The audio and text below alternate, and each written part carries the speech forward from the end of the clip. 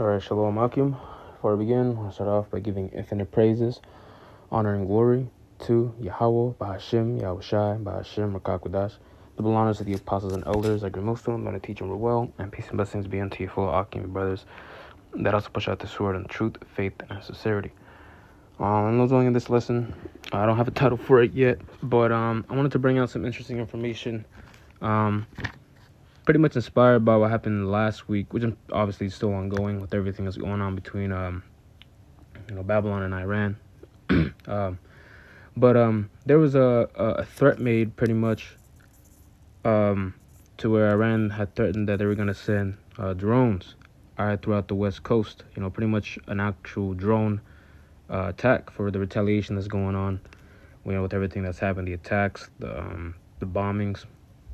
With everything that's going on in the world, I want to bring this out because this is something that which they don't even teach about in schools, but pretty much any type of enemy that's specifically in the I think they call it the Pacific Theater, which here in America that's what it's known as, Babylon the Great. They have to where in history they don't pretty much teach that certain, which it makes sense. They wouldn't teach that America's enemies would go this hard towards this violent, or this their focus pretty much being set on the West Coast portion of the United States, because here it is, which of course brothers can read articles on it. I mean, it's still, like I said, it's ongoing. That but of course it could be a big bluff, and here it is. They say that the FBI was involved in this threat by Iran. And here it is. It's just the devil wants you to know what he wants you to know. He's never gonna put out actual information out there, for the actual public, if it was a real like a wise chess move, so to say. Because we gotta remember, the hearts of these devils is still in the Lord's hands. And he's still, Yahweh Shemiel Shai is controlling these people's hearts. Their hearts and their minds in his hand. All right, I'm actually gonna get that. I had that written down. I was going to get it later, but I'm going to start off with this. This is Proverbs 21:1. It says, "The king's heart is in the hand of the Lord, as the rivers of water. He turneth it whithersoever he will."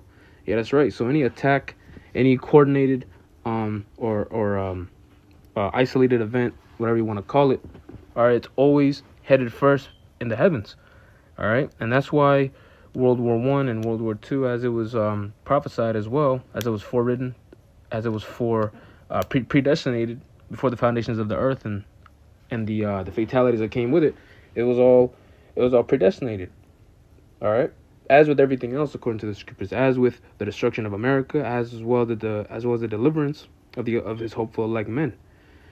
All right, so pretty much I wanted to bring out this really interesting information because here it is. This is not the first time that specifically the West Coast of Babylon was pretty much targeted as like a vulnerability, all right, in the eyes of the enemy. So this, which those I'm gonna put it in the article.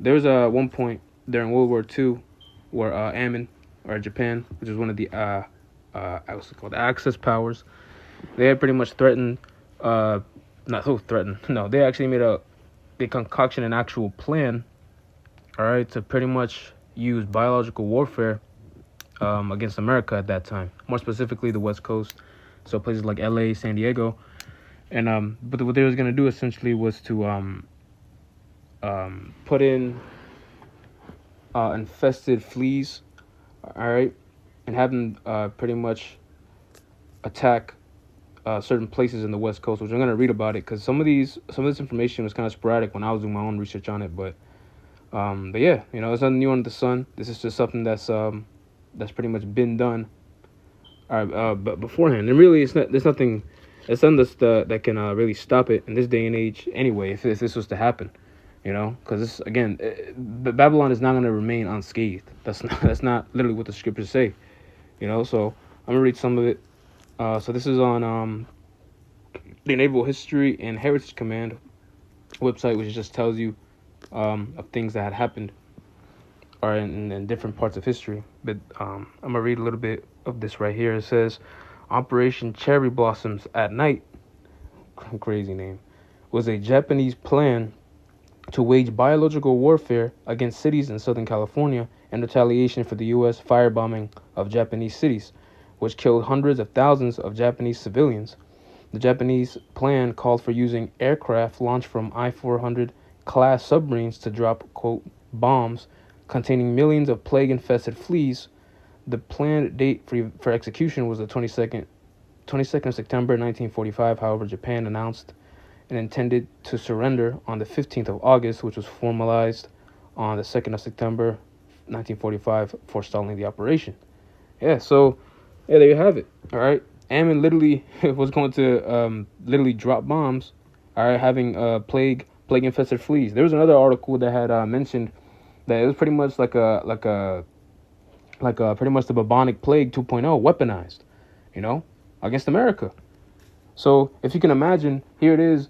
There's a reason why Iran to specifically threaten the West Coast. Because let's be honest, there will be a point where America is going to be vulnerable. It's at that final hour, And it doesn't matter if it's here in the East Coast, the southern parts of the United States, all right, or the Midwest. It's all going to be touched, all right. But nevertheless, even this place's defenses. Whatever, brothers can go into all sorts of things concerning these different capabilities of the bombs and even Russia as well, man. All right, it's all gonna be touched. This is Joel 3:9. It says, "Proclaim ye this among the Gentiles: Prepare war. Wake up the mighty men. Let all the men of war draw near. Let them come up." It says, "Beat your plowshares into swords and your pruning hooks into spears. Let the weak say, I am strong." And we saw that perfectly within the especially during the time of World War II. Especially there was even propaganda posters where you had it was depicting a U.S. citizen pretty much giving what appeared to be like a canned food or canned tuna, and he was giving it to a soldier that was directly pointed towards his machine gun. And here it is, the tuna can or the can of food was magically being transformed into an actual bullet, So it's funny because that in itself just shows you everyday things, like how it says here in Joel. All right, these tools of agriculture are pretty much being used, or an everyday, not errand, but an everyday way of living. A tool for pretty much peace is being used into swords. All right, a weapon of war, a spear, another weapon of war, and now. Here it is, this new war that's coming up is going to be fought with fire, right? So it says, "Beat your plowshares into swords and your pruning hooks into spears. Let the weak say, I am strong. Assemble yourselves and come, all ye heathen, and gather yourselves together round about thither, cause thy mighty ones to come down, O Lord." And that's what we saw even during that time, which we just read, man. All right, and you know what's crazy? When we read back at this on this website, they weren't targeting. Not only were they targeting military targets, but it was really targeting the civilians as well. And you have to remember that this is a part of the reason why that day is really counted as, or likened onto, as a thief breaking into your home. Because that's a plague. War in itself and the effects that come after and during, it's just a plague.